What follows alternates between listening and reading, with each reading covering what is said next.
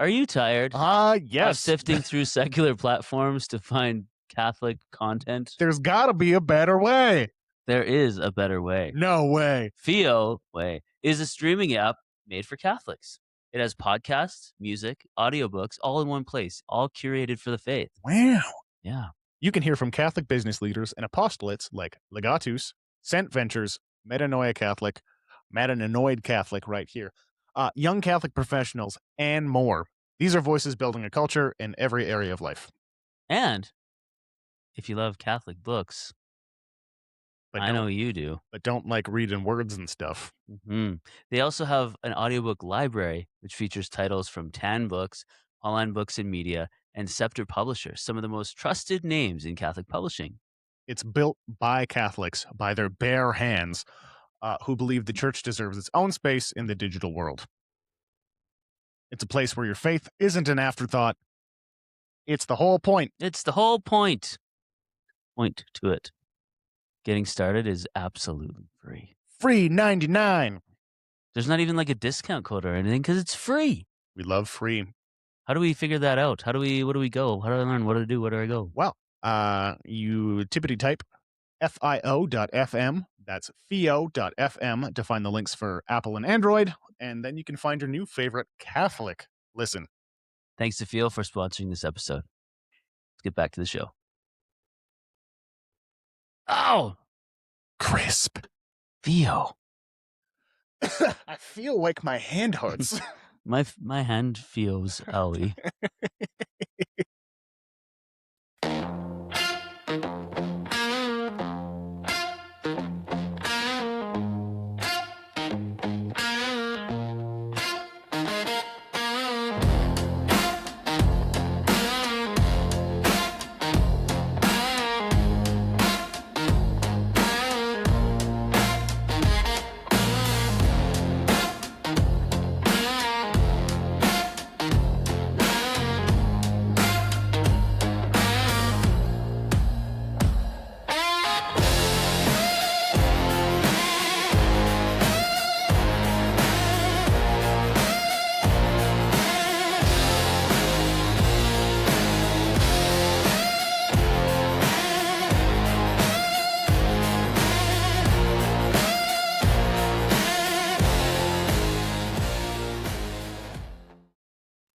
Hey guys, welcome to House of the Builder podcast, where faith and works are actively courting one another, and they're seeing where it goes. Like, what's the difference between an active courtship and like an inactive one?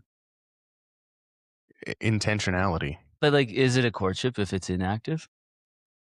Well, is it like your back in the day your MSN Messenger? You're too young for that. But then if you have leave MSN it on, Messenger. If you leave it on idle, that it's like inactive. What's it like? AFK? Are they away from keyboard? Yeah, they're AFK and IRL right now. So yeah, okay. Just wanted to see. Just had to add some context to that. Big apologies to our guests for having to deal with that. Anyways, today we have Chris Lewis of Veritas Catholic.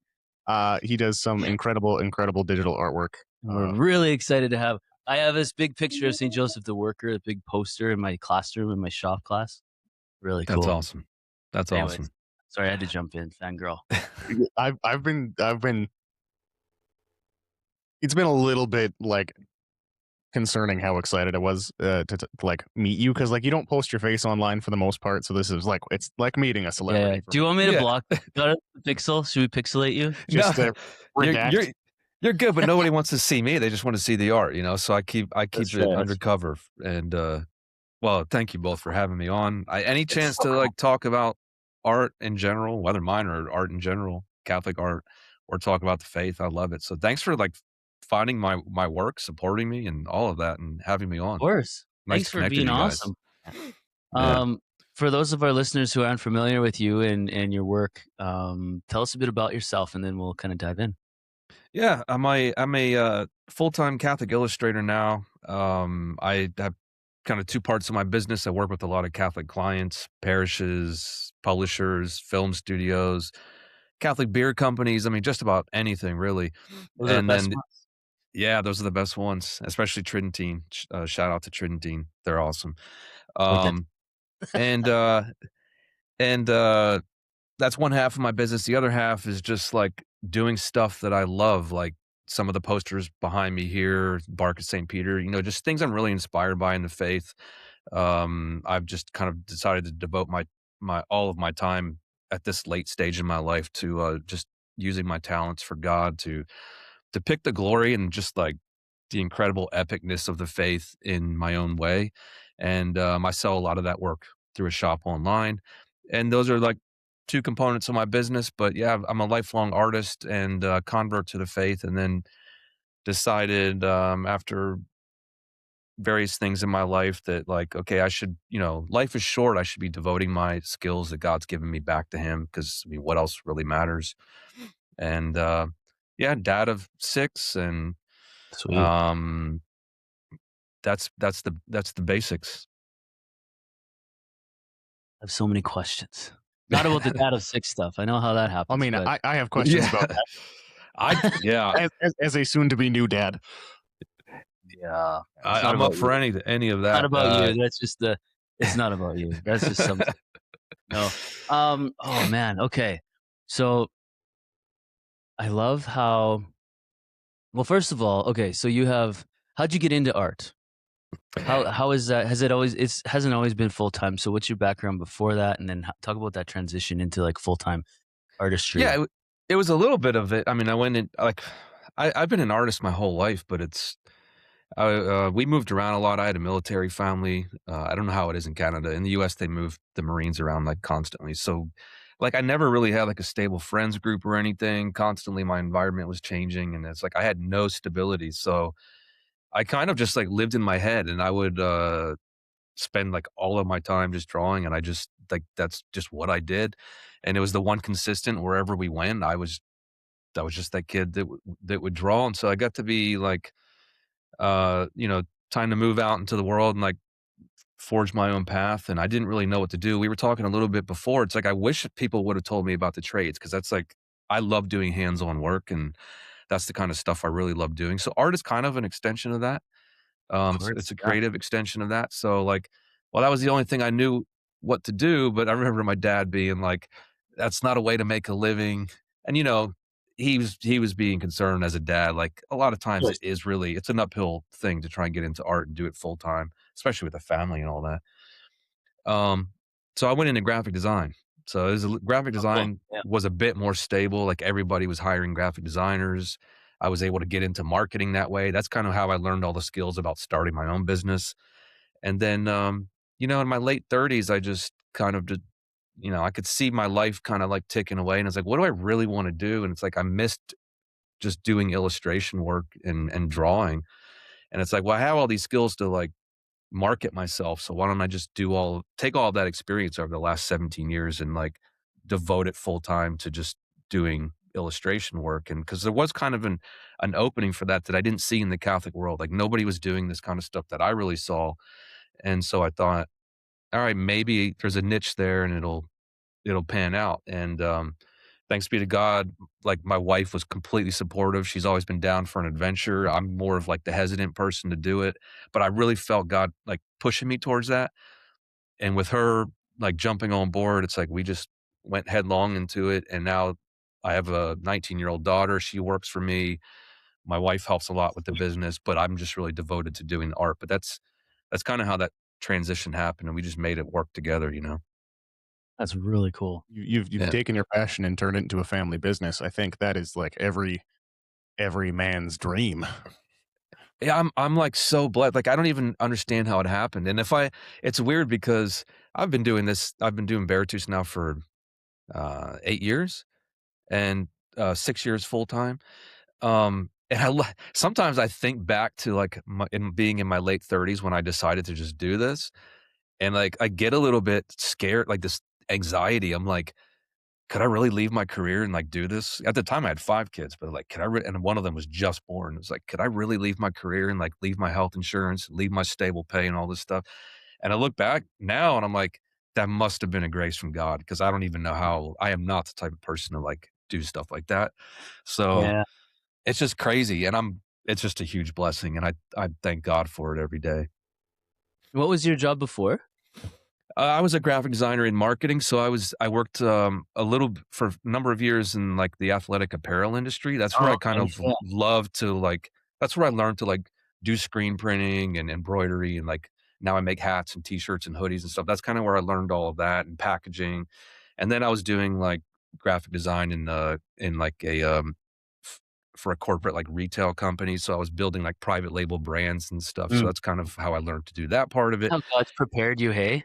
Going back, Exactly. Yeah, really. that's the crazy thing because it's like you don't see it in the moment. You're just kinda, like, slogging through day by day, and then you look back and it's like, "Oh, God allowed me to do, like, all this stuff, and now I see a way to, like, apply that to something that I'm really passionate about." So yeah, it's awesome. That's so cool. All right, now, Chris, you said you were a convert to the faith. I love Mm. hearing people's conversion stories. I am not a convert, so I have no idea of like what leads one to that point in your life to like actively make a choice and be like, this Jesus thing is what it's about. Yeah. Uh, Yeah, and especially for me because I was like, "This Jesus thing is not for me." I was like, "What is this?" I was raised in a, very nominally Protestant house. But by the time I was a teenager, it was like that was non-existent, and I really had some issues with the Protestant, um, faith that I grew up in. So for all of my, like, teenage years, I was pretty much I considered myself I would have said I was an atheist, but I just really didn't think about God very much, you know? I was happy living the way I was living, and I was gonna live forever, right? So, like, why even think about that kinda stuff? But then I met my wife, and she was raised Catholic. She was kind of had become lukewarm, you know, that's just this late '90s, we're like teenagers. That's just kinda how people were back then, at least the people we knew. So, but she always had this, like, determination. It's like, "Alright, it's Sunday, I have to go to mass." And I didn't even know what mass was. I didn't know anything about Catholicism.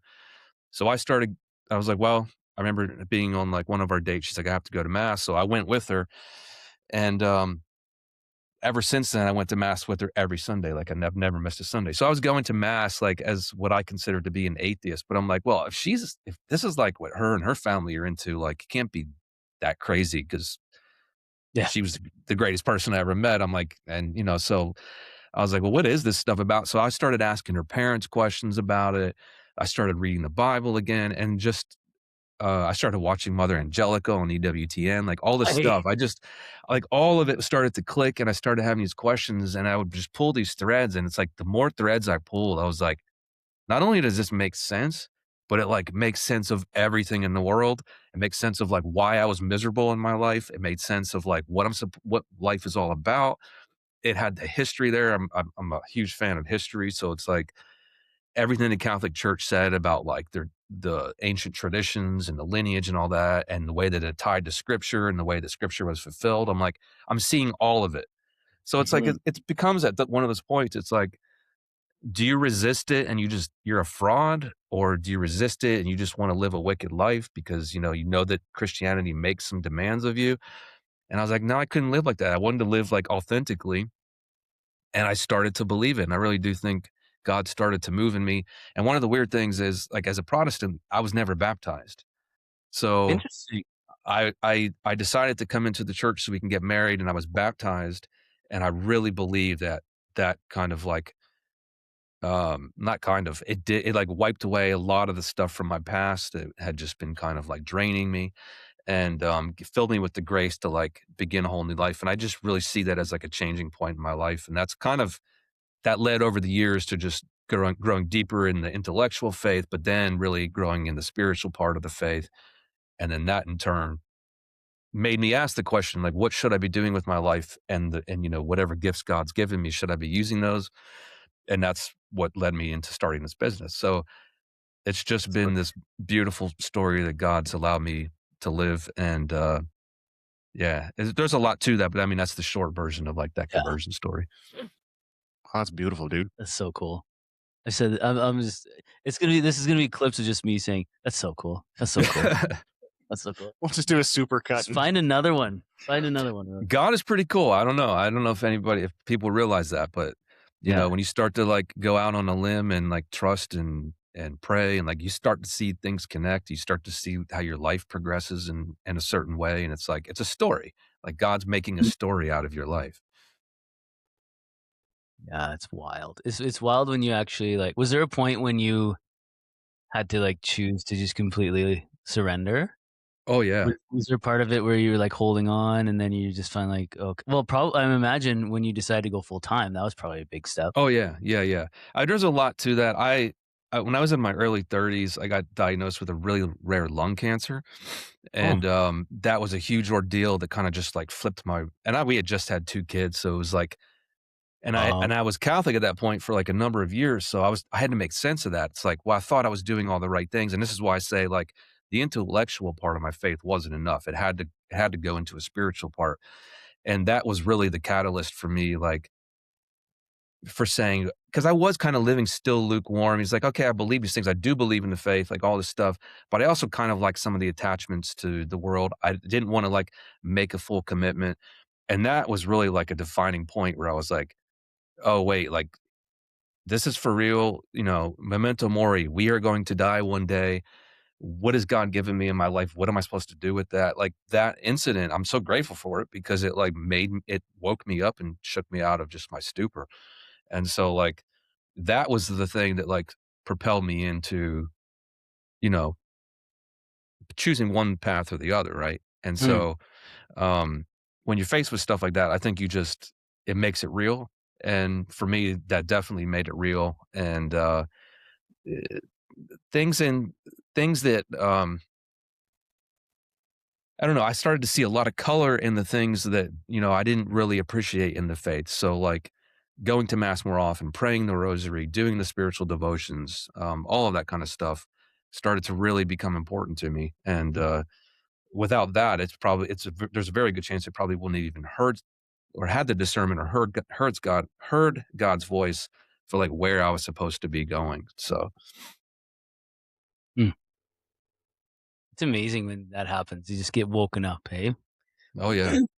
Man. Oh, I'm amazed at people that get woken up and they don't have like a massive like life changing experience. Like people that just like get it. There's something in me. It's like, man, that's you're very blessed. I think there's something to be said about the heart of a convert too. Like as a cradle Catholic myself, I've always admired converts to the faith because they've lived the other side, and not the other side, or whatever that means, but they've lived Yeah. a different lifestyle away from the faith, and they've come into the faith on their own and they appreciate it. And I think sometimes I take it for granted, and I haven't had, like, I've had stuff happen in my life too that's kind of brought me closer and everything. Um, but we're at the end of the day, we're all called to be like constantly converting, right? Like ongoing conversion of heart. And so me being like, well, they're just a convert, so that's why. That's not an excuse. You were Yeah, saying about and oh, sorry, sorry, go sorry, ahead. Chris, you first. Well, yeah, for me, it's the same thing. It's like I really didn't have that hard of a decision to make coming into the church. I think about like people that were like pastors. I Mm. love the Coming Home Network. Or, I watched the Journey Home a lot, especially when I was converting, and I read their articles and things. And like to read about like some of the pastors that were like Oh going yeah. deeper into Scripture, being convinced of the truth, and then having to like walk away from all of that. I had it relatively easy. Like all I had to do was, I mean, my life didn't change much because nothing was on the line at that point. I didn't coming from atheism. It's like I didn't really have any baggage. Mm. So, um, yeah, I look at those people really inspired me when I was converting too, because it's like, man, if they could do it, making all these sacrifices, like that's it's far more easier for me to do it. But Mm. Absolutely. So what was like the first piece? What was the first Veritas Catholic piece that you did, and were there fruits from it immediately, or were you like, "Oh man, this is awesome," or were you like, I don't know." well, just as an artist, and I kind of feel like this is common for artists. Um, 99.99% of the things we do, we never think it's awesome. We're always No, like that's fair. Yeah. we're always like criticizing ourselves and like, it's not quite where I wanted it to be. Like we're always striving for something in our minds that we can never possibly achieve. And that's why God's probably the ultimate creator. He nails it every time. But I don't know. So like my first my first illustration was the Sacred Heart, and it wasn't even like a Baratus thing. It was me literally working at my graphic design job, and like I remember being kind of like burnt out on a project, and I'd like slid my artboard over and I just started doodling on the side of this graphic design project I was working on. And I was like, for some reason, the Sacred Heart came to me. I mean, it's pretty fairly simple image. So I started like doodling that just to get my mind, like shift gears in my mind and like do something a little bit different. And that like unlocked two things. Number one, I was like, oh yeah, I kind of miss drawing. This is fun. And then number two is like, oh yeah, Catholic art. That's something I never thought about doing. I should do more of this. Like, what else could I do? And I started thinking about all the things that I was inspired by, like coming into the faith. And I was like, oh, that'd be really fun to like illustrate that in my own way. I remember though, like a number of years before that, I actually did try to sit down and do Catholic art. And this was before I really had a strong conversion. And I don't think I did it for the right reasons. Like, I feel like it was kind of like one of those things where I just wanted to like get my work out there. And it was more about like myself at that time. And I remember sitting down to like try and draw Jesus, and it was terrible. I was like, this is just not working. I am not this, I can't be a Catholic artist. So I like gave it up really quickly. And then a number of years later, when I did have that like massive conversion, it was amazing how it just like flowed naturally. I didn't even like really think about it too much. It was just, I kind of settled into the style that I have now through some projects that I was doing in marketing. I was working on some private label stuff, and I was doing some like kind of inspired by like the old woodcut engraving type stuff, but I was doing it in a digital medium, and that's where my style kind of developed. And then I was like, oh, that'd be really cool doing it like for Catholic stuff. And so I did the Sacred Heart first, and then I did a couple of Jesus images, which looking back now, I'm like, they weren't that great, but it was still like way better than it had been in the past. And from that, I was like, I started the Instagram account just to kind of like, well, maybe there'd be a few people out there to like encourage me to keep going. And that's when it like blew up, and I started getting tons of encouragement, and that was just setting me on fire. It's like, I was loving it. So I was like trying to draw whatever I could, like whatever was Fruit, inspiring me. The What's fruits. that? the fruits. The fruit. Yeah. We have that So song saying in this show, the fruits. It's like the fruits of your labor are finally like realized, and just like how yeah.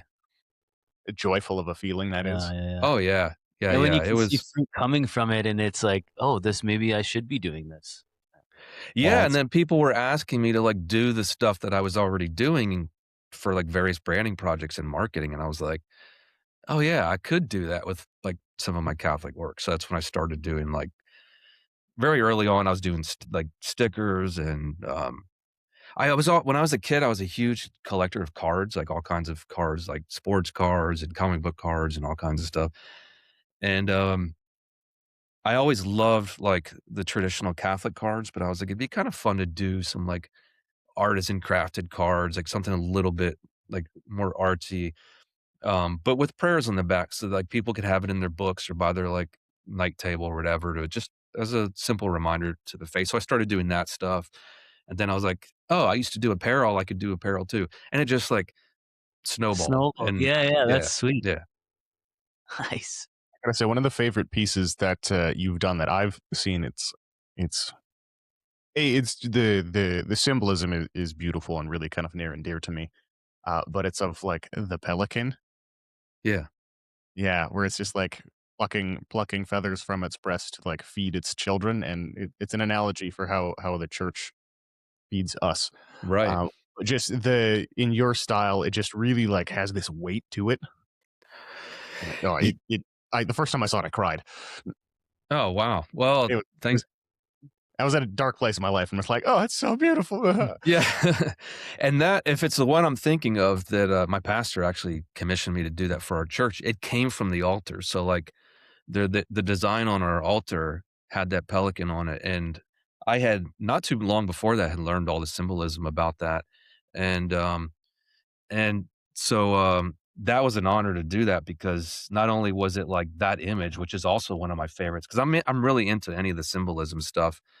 But then just like the gravity of that, but then also being able to do it for the parish. I'm also currently working on a book for my new parish, which is an ordinariate parish, and it's very very heavily based on like the illuminated manuscripts, and that was one of the ones I just did too. So it's Oh, a that's Oh, yeah. different style of it, but that'll be I'm looking forward to releasing that soon. But I love that too. It's like one of and it's if I remember right, it's a very ancient oh yeah, it's a very ancient image. very, very, very early church. Yeah, and those are my favorite. Those are my favorite. Yeah, And I was I didn't know it 'cause, I was like, "That's a weird" first of all, I didn't know pelicans actually feed their young with their like, by pecking their breasts like that, and then to see that connected to the Christians took that and connected it to the faith, I'm like, "That's unbelievable." I mean, it's just those are the things about the faith I love, where you see reality, like, rolled up into the truths of the yeah. church, and it's, like, all playing off of each other in a way that makes everything real. um, in this like deeply symbolic and layered way. It's like unbelievable. well, I was singing at mass for the feast of Saint Joseph the other day, and we were uh, a devotee. Yeah, They have a line about the pelican and whatnot, and it was just brings me to tears every time. yeah, Yeah, yeah. It's that's awesome. rad. Moving on from cool to rad. That's so rad. So rad. But it is.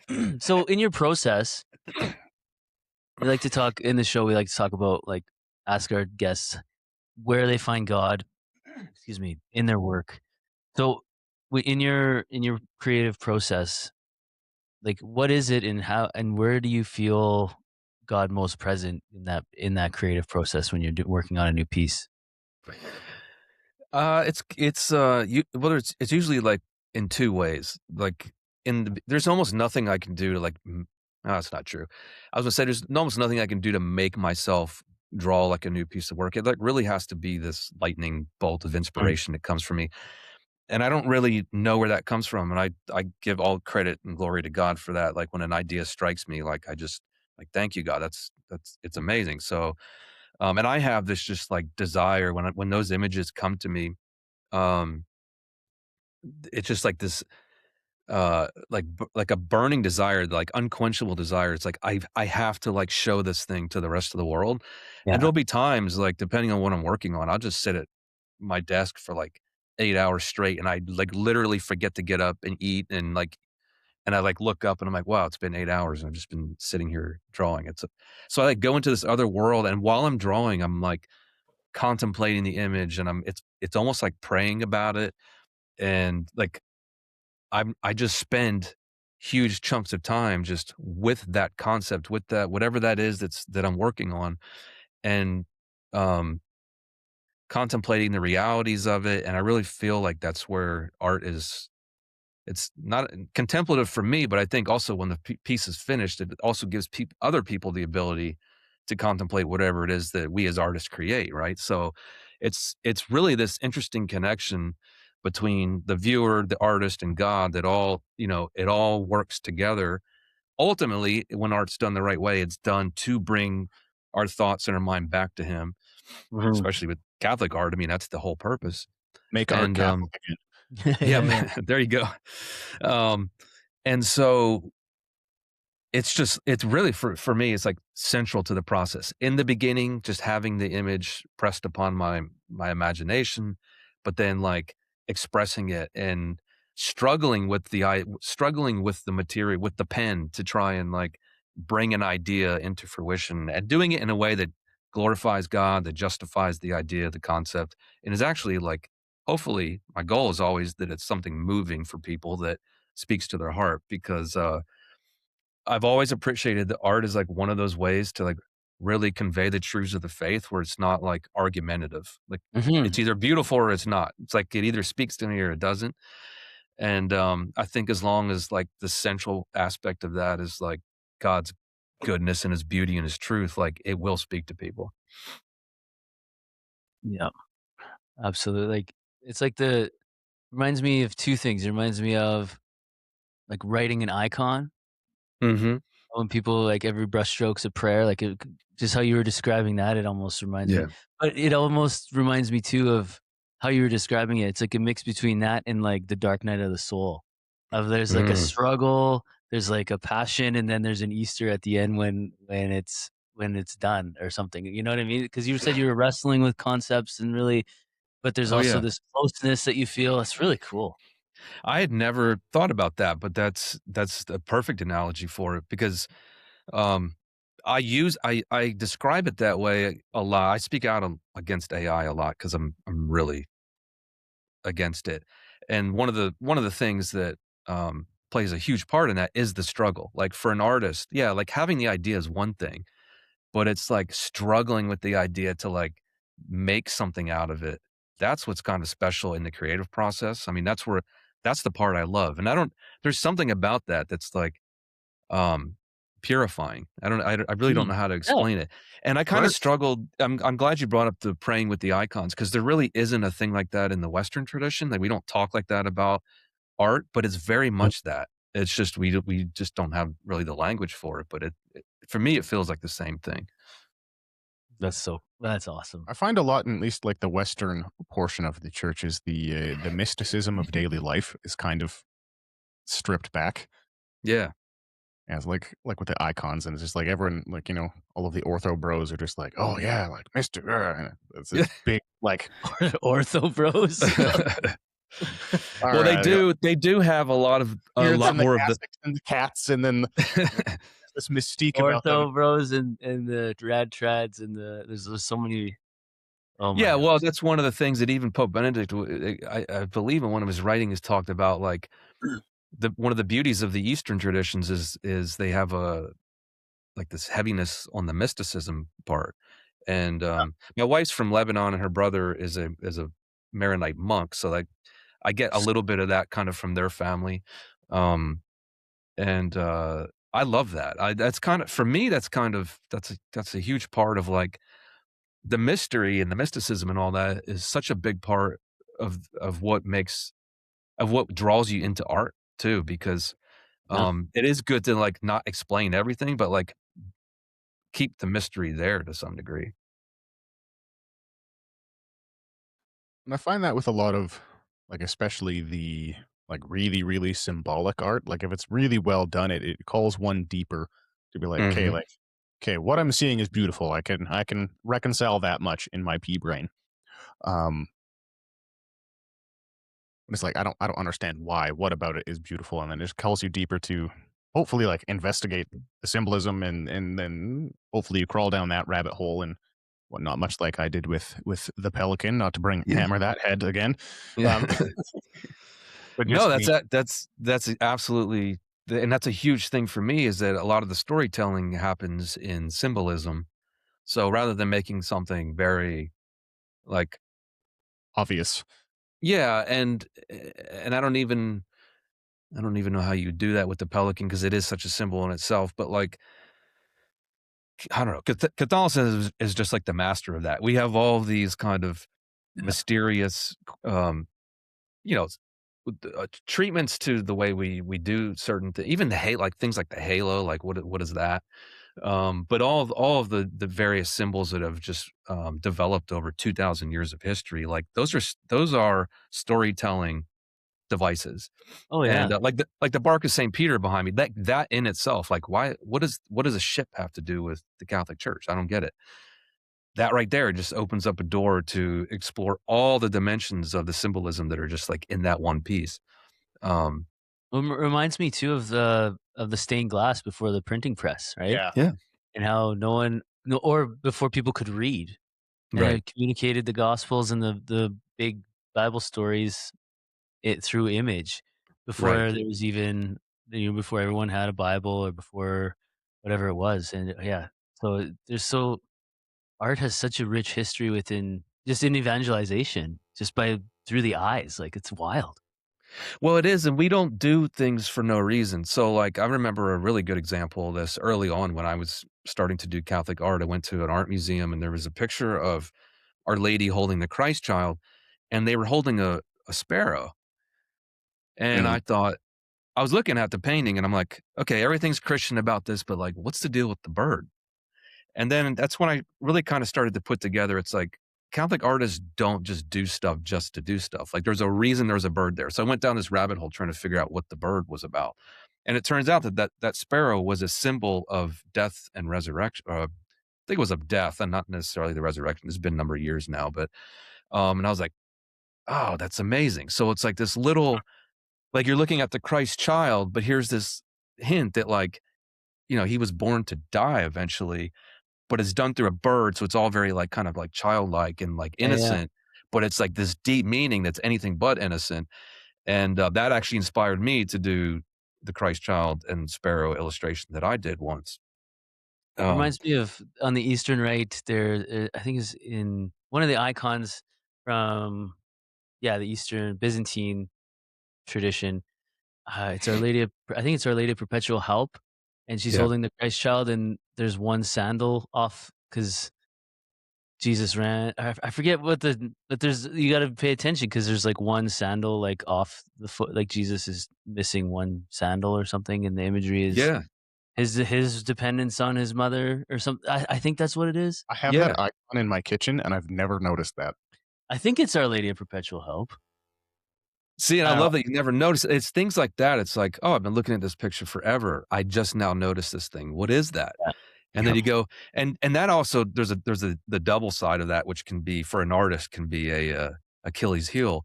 But that's like now I'm at the ordinariate now. I'm at an ordinariate parish, and so Our Lady of Walsingham is a big thing. And so when I first came to the parish, I'm like, I need to draw Our Lady of Walsingham. So I did, but the artist in me was like looking at these old renderings of it, and I'm like, why is there 3 rings on one side of her? And it was that kind of like a badly, like not a great illustration. And she had 3 rings on her chair on one side, but 4 on the other side. And I thought, oh, the artist must have just messed up. And in my artist brain, I'm like, I got to balance that. So I did 4 and 4. Well, then I learned, no, there is a very good reason. There are 7 rings on that. It was for the 7 sacraments. And so it's like, oh, okay, none of this stuff is done by accident, right? So So that was a cool. good lesson for me very early on. It's like, no, pay attention to all the details because Yeah, yeah. um, they mean something. I got it here. So it means, so yeah, 15th century Byzantine icon. It shows Jesus frightened by a vision of the instruments of his passion, running to his mother Mary for comfort. The loose sandal on his left foot is a central symbol of, and it says haste. Jesus ran to his mother. The unbound sandal signifies divine nature, united from earthly limitations, while securely tied sandal represents his human nature, and then the mystery of the incarnation. So yeah, there's so much. It's so So all rich. of that in a sandal. One little, I so mean, he's wearing one sandal, and then his barefoot, and then the sandal is a little bit below because it fell off. Because he just right. like ran to his mom. That's So awesome. cool. Very. So cool. Well, I find so I come from a music background. When it comes to artistry, that's my medium is through voice. And there's a East Coast Canadian band that we went to see called Great Big Sea, and they have one song, and to the untrained ear, it just sounds like a fun, very playful song, kind of in the style of the 12 Days of Christmas. And it's sort of like the call and response, and it's just lots of repetition and whatnot. But all of the things that is sung about in the song is like doctrines of the church effectively, and Yeah. they're not a religious band at all. Yeah. But like, Just seeing that in there. well, it's really hard It's not like, for me to just like break out into song, but I'm not going to do that. I can tell you were like ready to. Well, better But you than me. it's called "Come and I Will Sing You" by Great Big Sea, and it's old, probably Irish in origin. Oh, okay. Because in Eastern Canada, there's a lot of big Irish influence. Yeah. I didn't know that. Newfoundlanders. But it talks like there's like they talk about like the 4 gospel writers, and there's a bunch of imagery like the last line of every verse is like, one's the one, the little white babe covered all in green or something like that. It just ties you back. Yeah, and it's just it goes through all of It's like salvation history almost. kind of, or like the sacraments and all of that, and just the like when you Is first it when you they're first listen, saying that come and I will sing you. What will you sing me? I will sing a one. Oh, what will the one be? One's the one that's little. One's the one that little white babe covered all in green. No, come and I will sing you. What will you sing me? I will sing a two. Oh, what will the yeah. two be? And then it just goes all the way to 12, I believe. That's Oh, sweet. okay. Yeah. And to like the secular ear, it's like, oh, And that's you're a like, nice oh, tune. this is a good song. Some and Irish jig or something. And then you listen to it a little bit more. It's like, wait a minute. Yeah. You're teaching me something. Yeah. Well, even the 12 days of Christmas, 12 days or 12 nights. I'm getting confused now. Is it the 12 days? Okay. Yeah. I don't know where the nights came from in my head. Even that, it's all like religious imagery. I don't remember what it is now. I remember reading about that years ago. It's too many birds. So many birds. And I love birds, but it's too many birds. And there's not even a pelican in there. Yeah. That's true. They need a an update. pelican in a pear tree would. I'm just saying, just throwing that out there. Pelican would destroy a pear tree. Yeah, that's fair. Also, completely unrelated, but pelicans in general are just a very odd bird. Have you ever, if you just Google or like YouTube pelicans, there's just like a supercut you can find of pelicans trying to just like eat things that are clearly too large for them to eat, but their bills are so big and they stretch and they're just like, I'm going to put a child. Yeah. We'll link to that in the show notes. We'll link to that in the show notes. Yeah, it's weird. But I kind of like that Catholicism uses like the weird creatures for its stories. There's some other ones like that too. I mean, there's cases in like the first century of was it Clement or somebody appealing to like the well-known tradition of the phoenix. And just like that's not a real bird, obviously, but it's kind of, wait, what? A bird on, yeah. I mean, maybe Trans Am. It's a real bird. A bird of fire that like dies and resurrects. I mean, horses. Pretty awesome. Yeah, it dies and resurrects. Yeah, absolutely. Or even just like Catholic imagery in like the pop culture zeitgeist, like the logo of Jägermeister is of right. Who's Saint Hubert? Saint Hubertus. Hubertus, and it's like okay, stag with the cross. Yeah, this guy. Well, okay, Hubertus is odd flex, but I'll allow it. It's the Hungarian version of Jägermeister. Hubertus. It's a little more medicinal. Here we are, like a bunch of schlubs. Hubert. Yeah, that was very American of me, Hubert. Yeah. No, I did the same thing. I'm like Hubert. It's Hubert. But it's like I was looking at it. It was like it's odd that to see like on a fairly well-known item in today's day to just look at it. I'm like, oh, there's a cross on it. So I was Googling it one day and it's just like, oh yeah, it's Saint Hubert. No.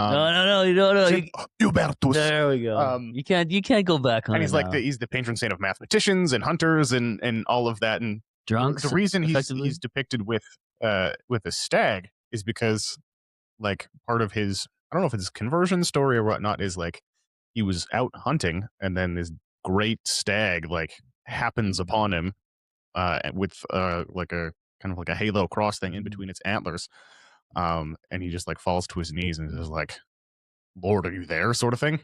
Yeah. It is cool. I drew it as a part of a book cover for an author once. The Shriving Place, I think you did the cover for that one, right? No, I don't. This was years ago.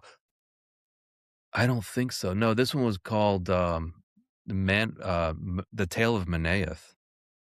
It's by Philip Campbell, who's done like a big history series, The Story of Civilization, but he's got this fantasy fiction series too. But anyway, he wanted to incorporate that in that image on the cover, and that was probably one of the first encounters with it. And then I realized, oh, that is the same thing from Jägermeister. Interesting. So cool. Oh, I said it again. I got to find a different thing, but it's so cool. It's tubular. Oh my gosh. Oh my. Yeah. What was I gonna say? Your command of the English language astounds me. I had a whole thing about what I tell to 80s English too. Students. Yeah. 80s Canadian English. Oh, for sure, bud. Yeah, I don't know. It's just really just the deep the meaning, like you said, behind every little thing, the symbolism. And like I learned a lot about on the Easter Vigil when like the pouring the seed thing. Have you seen that? When there's the blessing of the water and there's like this is a little it's a little sexual, but it's church. So when they're blessing the water and then they like drip a little wax from the Paschal candle into the water to signify the church being impregnated and thus bringing forth new members on the like it's rich, man. I can't say Yeah, that I've yeah. ever. Have you seen that? No, I'm usually in the Like choir, it's so beautiful. I at our I mean, church I don't that know I don't know if every parish does that, but I was reading a book by Greg Popchak about relationships and stuff and sexuality and how it's like deeply embedded into just the symbolism, not sexuality for the sake of sexuality, but like but it's the intimacy of it. like the theology of the body and that type of stuff. But it was just like, holy crap, this is wild. Yeah. And he said that he was this is, I forget what book it was, but he said he was in seminary or something, and they were going through like that rite, and then his rector or whatever was like, "Okay, this is this. Well, let's get through this part because this is this is the Mhm. sexual piece of the liturgy or whatever." It was just funny. I look it up. I mean, if I got it wrong, I got it wrong. But that always just how there's even the things that happen within the liturgies, especially like the special ones and it's like, well, why do they do that? Or what does that even mean? Or, even within the mass, like every movement means something Right. and that's why within even the imagery, it's just fascinating how Yeah, deep it there's nothing wasted, there's no superfluous, like, action or act or whatever of it, and all of that is layered on top of, like, even how we see God revealed to us in Scripture. Like, I remember when I started to read the Bible, like, blew my mind when I started to put together the fact that it's like, we are the brides. Like, in the Old Testament, Israel is God's like, loved one, and he's constantly calling her a harlot because she's, like, unfaithful, yeah. and we're called to be faithful spouses of the Lord, like, through the church is called to be the spouse of the Lord, and then it's all consummated through the sacrifice of Christ, and, like, the layers of, like, Oh, how all this mingles together in our reality, in the realities of the mass, in just, like, the whole thing is, like, I remember discovering this, and I'm like, "H how do non-Catholics Christians, like, not know this?" Like, yeah. all and then I started reading the church fathers, like, everybody Oh, yeah. it's all throughout it, so it's like, you lose so much if you're not reading scripture, like, in that sense, but The church fathers it's incredible. Like that's like I'm Catholic by birth, but the church fathers are what's like, not what's keeping me here, but like that's a big part of what made the faith real and alive oh, yeah. me, right? And just how in the Didache and was it Clement the First? And they're talking about the Eucharist is Jesus's body and blood, like back in like 90 AD. Mhm. So those guys either knew Jesus or knew someone who knew Jesus. Like that's insane to me. Yeah. And Yeah. and That also that was what sealed it for me that I was like, yeah, "Oh, this is trustworthy." yeah. And Mm. then also the idea of apostolic succession and for me thinking about even just like gr- grateful that the Bible timeline is such a big thing right now, because just salvation history and how Jesus fulfills every single prophecy of the Old Testament, and like it's just wild. Like the place where Abraham was going to sacrifice Isaac is the exact same place that Jesus was sacrificed, and the lamb caught in the thicket with the crown of thorns on its head. Like Well, that's it's what I just always say, like, you blows my couldn't mind. have made this stuff up over thousands of Yeah, years with different writers, like, you couldn't have just made that up. no. And Because why like would someone die for something that was fake? That's the yeah. other with all those The guys, right? the absolute biggest, like, linchpin for me was Saint Peter. So when I read and my whole business is devoted to his patronage, but, um, when I read Matthew 16:18, like, in the Catholic sense, I'm like, "It's done." Mhm. I believe it. Yeah. And then you look at the history, and it's verified by people who go to die for it, and that lineage is unbroken in the early history. It's like, "No, that's And true." you can trace every pope back to him. Yeah. And there's like a monument in St. Peter's, and it's like I show my religion classes that all the time, and how all the way to 267, 268 now, 267. with Pope Leo all the way down the Well, line. there's It's just so cool. in Yeah. St. John Lateran in Rome, which is the Pope's home parish, for those of you who may not know, there's portraits of all the popes going back to Peter, and they're just all on the side, and then there's always like one extra that doesn't have a portrait in it. I think, going from my memory here, it's not super great. Where it's like for the Pope to come, Mm. and then I believe the current Pope, there's usually like a candle or like a little light illuminating that one, Oh, that's cool. or maybe it's all the other ones are illuminated except that one, or something like that. I don't know. This was 2016 when I was there, so Is that like leaving a dinner spot open for Jesus? maybe. Kind of. Hey, way to wreck that flow. Hey, good job, Rosie. But so you tell us a little bit about, because you mentioned before we started, we were talking about the trades, and you're like, oh, I'm not really in do that, but I do have like a farm, and I do some carpentry. Like, tell us about that. What do you got going on?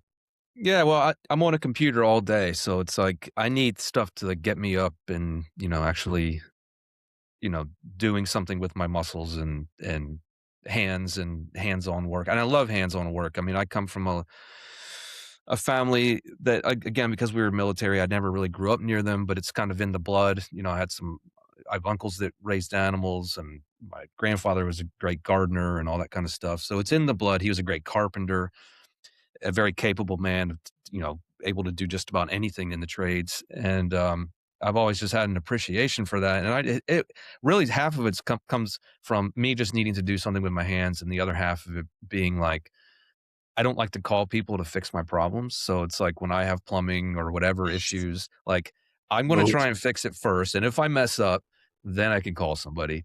But It's and just exactly how, yeah. yeah, and just by doing that, I've become relatively competent in it, and I have fun doing it. Like, I just love being able to fix stuff. I mean, it's one of the gifts God gives us, is that we can make, we can build, but we can also fix, and we can use our brains to kind of problem solve and do all that stuff.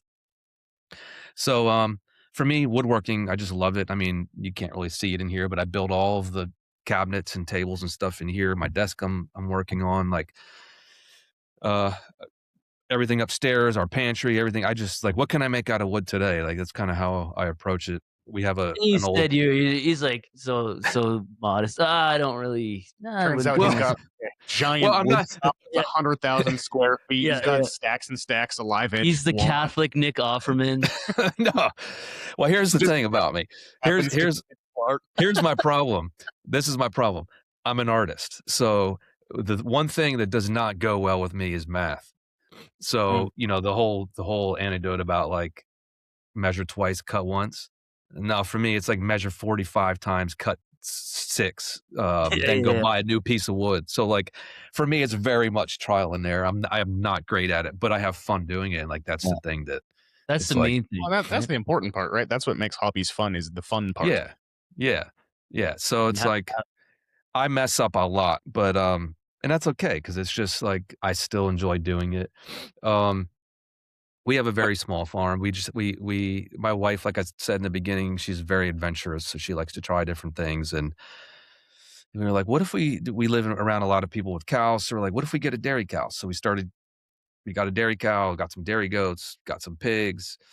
We don't have pigs anymore. The dairy cow was the first thing. And if anybody knows, um, Jason Craig, he's kind of said he's like a big St. Joseph's farm. He's got a big St. Joseph's farm in North Carolina and does like classes and stuff, but he has a farm. And I think it was him. He said, he's like, start with the hardest thing first. So like start with the cow and then get all the other stuff. And that's what we did. So we started with the dairy cow, and it's been a lot of, it's it's been a learning experience for us. Like, we really had to learn. And my teenage son does all the milking now, but just like learning to be good stewards of God's creation, learning land management, learning how to take care of a beast that big. yeah, a Like, beast is right. yeah, and that's grown. So we've got a few of them now, but it's like, there's so much involved in it. And, but again, it's something that gets us outside, gets us connecting with nature, gets us being stewards of God's creation. And, that's what we do. I don't have a TV in my house. I don't watch TV like we go out and we do hands-on stuff, like when we want to do something for fun. So that's just a decision we made in the family, and How is that? How um, was it a transition from with TV to no TV, or was it from the start? no, that was one of the things very early on, like when my first child was born. We had a TV for a little bit, but that's when I was growing in my Catholic faith, and um, my wife and I and that's when she was in school for like 1 year, and they were like, "No, we're going to homeschool." And so like all of it starts to fall into place. So like you do one thing, it's like, well, we can't homeschool with this distraction. So let's get rid of Mm, that. So we got rid of that very early. First, we just killed the cable. Then we just like, we don't even need the TV in the living room.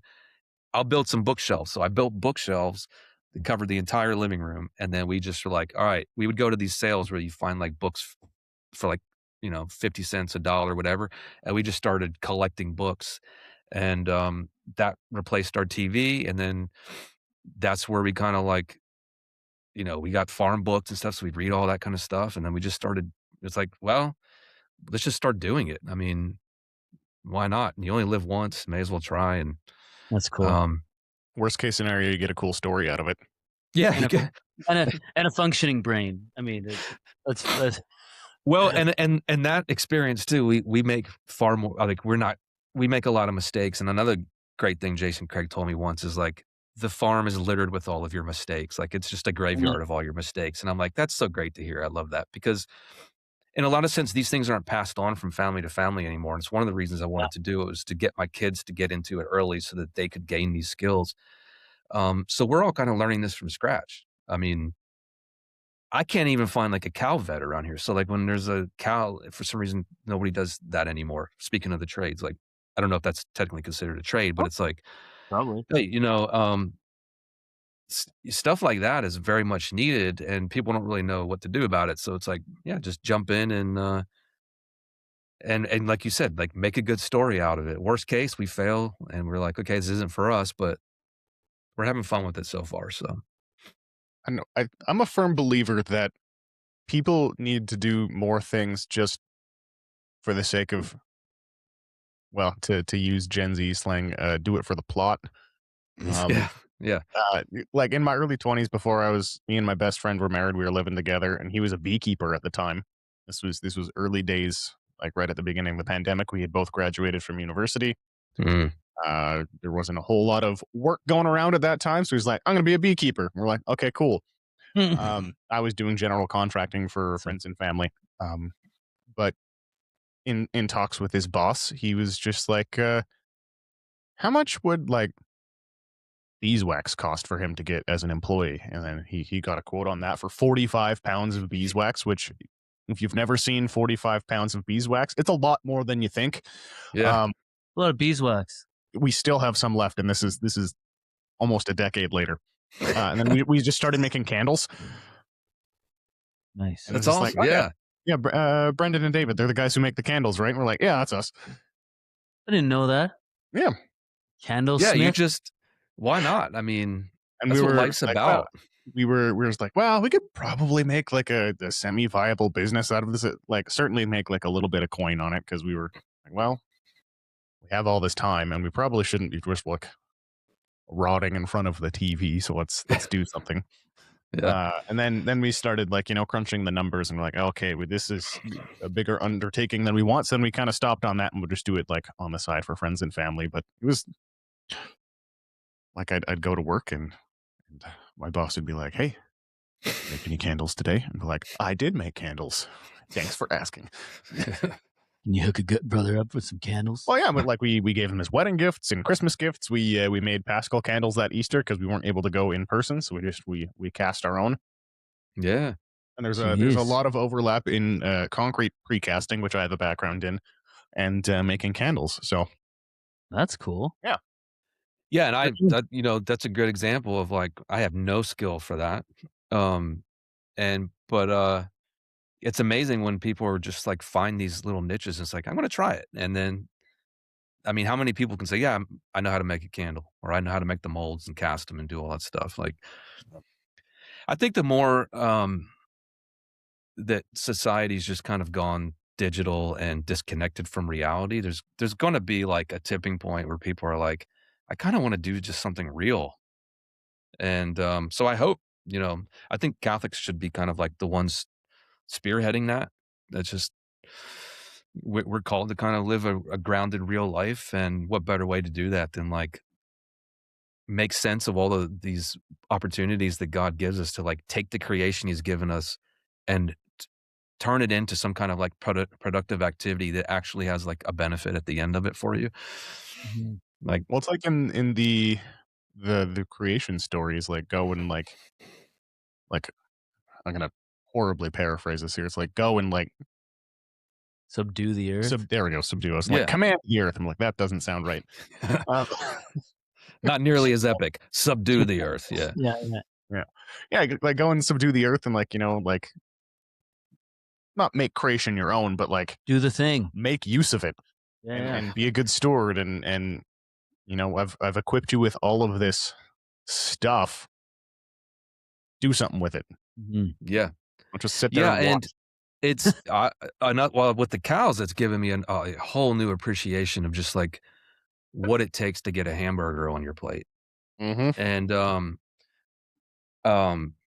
that alone, because I'm definitely losing money having cows. Like we get some milk, but it's like they're really expensive. And to feed them and do all this stuff, and it makes you real, and then the sacrifice to just like take care of them, and it's like you have to do it every single day. And they're so what? Cows are so dumb. They are. That's part of the lovability of them. Because we're not like a real farm, we're just kind of like a hobby homestead thing. It's kind of like I look at them as like pet dogs because it's like they make milk. So it's a grass puppy. So like big pet dogs that make milk. But it's given me an appreciation for that, and it's like, now I don't take it as lightly when I do. Now, first of all, I'm like, I don't need to eat meat every day. I can't speak. So during Lent, it's like, wow, we don't eat meat during Lent. I mean, that gives you an appreciation there to like take some time to like disconnect from that. But then when you actually do go back into it, it's like, oh yeah, a lot went into just getting this on my plate. Like, I appreciate that. Thank you, God. That's cool. Buttercup's safe during Lent. She is. Yeah. Old Mabel. Yeah. You're safe. You're safe. Now, Chris, you had alluded earlier to your distaste of AI. As an artist, that's I think that not surprising. Not surprising at all. I mean, I'm not a big fan of AI either, mostly just because I feel like people should learn how to like, write and speak and that's fine. Do things themselves before getting a computer to do it for them. Yeah. But what do you want to talk a little bit more about that? It is kind of like a big talk button thing these days. So the hot topic and hot button. And AI for that one. And I'm like everybody else. I'm trying to process all of this in real time, and it's like we're several years into it. It's a little bit clearer, at least in the art world. It's kind of clearer, like the trajectory of what's happening. Wasn't so clear in the beginning. People are like, "Oh, it'll never replace human art because it's still doing six-fingered people and all this stuff." But those days are kind of gone at this point. I mean, it can do human art pretty well, but or I'm sorry, cannot do human art, can do, a replication of it. It's so I don't know what to make of it as an artist. I talk about it more on Twitter than anywhere else or X, and most Catholics seem to agree. There's a lot of Catholics that just are so trained to be consumers that they don't really kind of process it, and they're just like scroll, consume. Oh, thing I like, whatever. And it's like they don't really process the fact that AI is kind of bad for that. When you can do something at infinite scale and it's outside of the human capability, like it's a content generator, and I don't know that we need to be living our lives just like as consumers in that way. One of the beautiful things about art is that it's a uniquely human endeavor, and it's at human scale, right? So like if I'm spending 8 hours working on something, one of the things that gives that value is the fact that I've just invested my life into something worthwhile.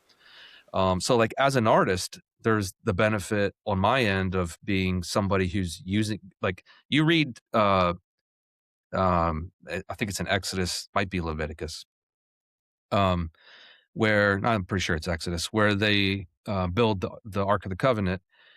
And there's a verse in there. God's very clear that like he's giving these gifts to the craftsmen and he expects them back. And so as an artist, like if I recognize that I have talents, there's something very valuable both for me and for the world at large of like taking those talents and the time in it and investing my life into doing something that I'm ultimately giving back to him.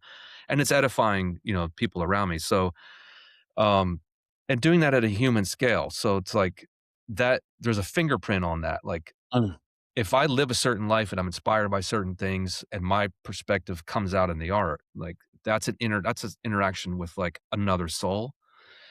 Whereas I mean, just putting aside the fact that the only reason AI even exists is because it's stolen all of its data sets from everybody. So even at the outset, morally, it's a little bit compromised. mm, But it's also just like this vague algorithm that's kind of putting together a Frankenstein of who knows how many people's inputs. And so really what it does is becomes meaningless. It's like one of those marketing things. It's like the more you try to put into a logo, the less you're actually telling. It's one of those weird things. It's like less is mm. more, right? Yeah. So if I'm using like a confined human process, limited scope, my own inspiration, my own experiences, taking that with my own contemplation on things, like that's going to be a much more meaningful piece of work than something that's just like randomly put together. Well, Regardless of the idea, we all have ideas, but it's like the execution is very important. And like Mhm. we said earlier, the struggle is very important. It's very not only just cathartic, but it's like purifying. There's like a little bit of a purgatory in that. And I think that's valuable for humans. One of the ways that like we get better at stuff is by doing it. Like I'm not going to get better. I'm not going to be like St. Joseph the worker and like day one of like picking up a piece of wood. Like I got to mess up my tables 15 times, 20 times, whatever. But that is ultimately like me as a human growing into something different. There's virtue in that. So I find that to be extremely important.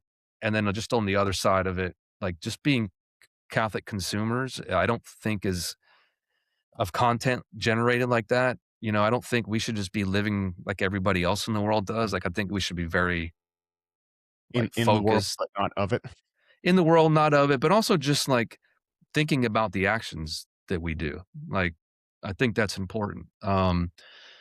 And all of that does not even like touch on like the environmental issues with data Yeah, centers and all of the stuff that, yeah. we're called to be good stewards of the earth as we were just discussing. It's like we're just Yeah. like ravaging farmlands and stuff for this. So I don't know. There's all kinds of there's even like more I could say about it, but I will literally sit here and rant for like the next 12 Well, hours of it reminds me of a quote, and I think it's from Ernest Hemingway. I could be wrong here, but like a contemporary of his for sure. Where he's like, writing is easy. You just grab a pen, grab a paper, and bleed onto the page. And I imagine there's like in a lot like AI could never do that in the very physical sense, but then also just like like it's not a human. It will never have that human aspect and the co-creative aspect of like the struggle you were talking about. Like it will never be able to do that. So it's like the more and more you add to it, the less and less it means, and it's I love that. That's an awesome quote. And it reminds me like I've had people who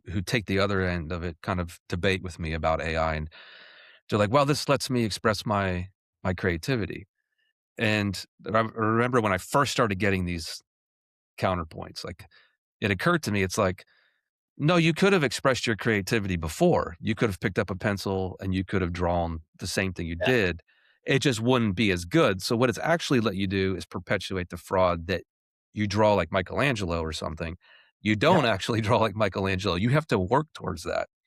And I think that's a good thing to pursue. So it's like if you're somebody that wants to be creative, you can do that now. You don't need AI.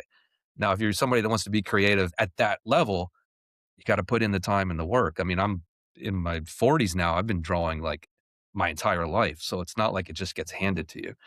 Yeah. Yeah, I think even just with the I'm gonna sound really old here for a minute, but even with social media, like you could see that cliche of instant gratification, but it's true, Yeah, right? Like, I want to be good at this now, and I see that with students as well in my classes. Excuse me, where they get upset when they're not perfect because yeah, all they see when they're scrolling is perfection, right? So this yeah, person did this well, awesome, right away. Well, they think it's right away, but it takes time and they get frustrated. It's like, dude, this is just like riding a bike. Could you ride a bike immediately when you were right. out of the womb? No. Could you walk? No. We got to like bring it on back to like the basics of how we develop and how we learn. And it's, Yeah, you why just, do we start life as a baby and we grow and we go through this process of like learning and like becoming more of ourselves, like who we're supposed to be. That's what life is about. Like I don't know. So it's like really disappointing to see. I mean, I think AI is a cheat. It's just disappointing to see that kind of like just dominating. It's for me, it's made social media a little bit less fun because, we can't believe what we see anymore uh, and everything feels cheap. And I had I had somebody say that I'm whining once for like just calling that out, but I mean, I think it's true. I think it's I want to live like even online, like I want to live as much of a real experience as possible. And platforms like Instagram used to be like really geared towards artists kind of showcasing their talents, and that was always inspiring. And you could still find it, but now you got to like dig through quite a lot of the morass to find like something like really meaningful and that somebody labored at, with love. But Yeah, you don't see many artistic photos of food on Instagram anymore. yeah, man, it's probably well, not a, and a lot that's of the probably a well, good thing. Yeah. and in your industry, it must. I would assume it would drive you guys nuts. If you're in carpentry or framing or anything like that, it's like a lot of the home sites now they're just like generating AI, like picture perfect houses and being like, getting a million likes for it, and it's like, but that's not even a real thing. Like, I want to see what somebody really built with their hands. Chris, thanks so much for coming on the show today. We really appreciate your time and you sharing your story and just how you find God in what you do. And like your work is so inspirational. Like I said, I have that big poster of St. Joseph the Worker in my class, and we talk about it all the time. And it's leading people to God in kind of, well, a non-conventional way that's been around for a long time. You know what I mean? So thanks again for your time. We really appreciate it. Thanks to everyone for listening. Make sure you go and connect with those links that we have in the show notes. Take us away. And buy some of his merch because Yeah. it's rad. Yeah. Back there. 100%. It's rad. So cool. So cool. So cool. All right, guys, take care. Call me here. Love you. Bye.